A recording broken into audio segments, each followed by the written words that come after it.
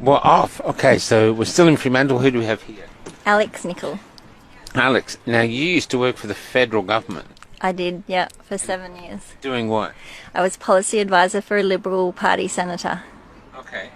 And you were saying about you working with the windmills? Yeah, so the area that I was working in was renewable energy. And basically, it was my job to uncover a lot of the stuff that was going on with the Renewable Energy Act, which was put in 2002 under the Howard government. So that was the Liberal Party put the act in place, and I was looking at the mess that it had created. And what a lot of people don't understand is that the Renewable Energy Act creates a subsidy environment where if you build wind turbines, you're paid between $600,000 and $900,000 per turbine per year as a subsidy alone. Well, if it's on your property.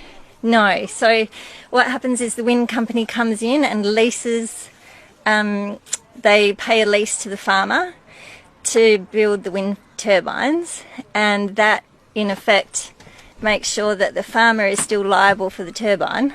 Okay.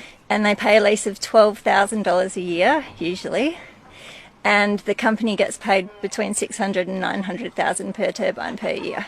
So they pay $12,000 to the farmer, but they get $600,000 Exactly. per turbine. Yeah. Which is a big incentive to put in turbines. Yeah, and the landowner takes the liability for the turbine. So he gets $12,000 a year, but if anything happens to it, he's got to fix it, or she's got to fix it. Yeah, when they catch on fire, they're responsible for their neighbours' properties going up in smoke. That kind of thing. Wow. Yeah. Wow.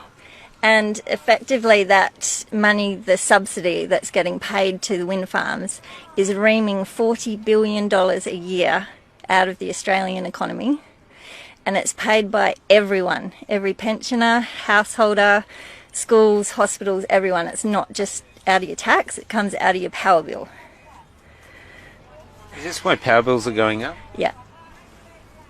That's why power bills. Our power bills are going up to pay for wind turbines that don't work. Exactly. And why don't they work? So they don't work because, for a start, they draw power off the grid, so they have to have coal-fired power in order to turn. They're not windmills, they're turbines. And essentially... Sorry, what do you mean?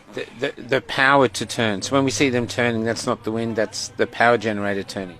Essentially, they have to draw power off the grid, so they have to draw coal-fired power off the grid in order to turn.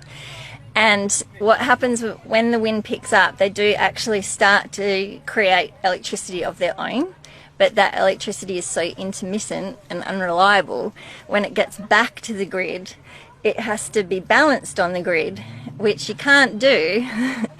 And like with your coal-fired power station, you can't ramp your coal-fired power stations up and down.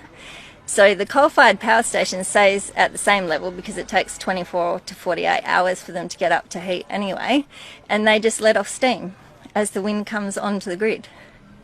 So there's absolutely nothing about them that works apart from reaming that amount of money out of the Australian economy, and it's going offshore. That money's going offshore.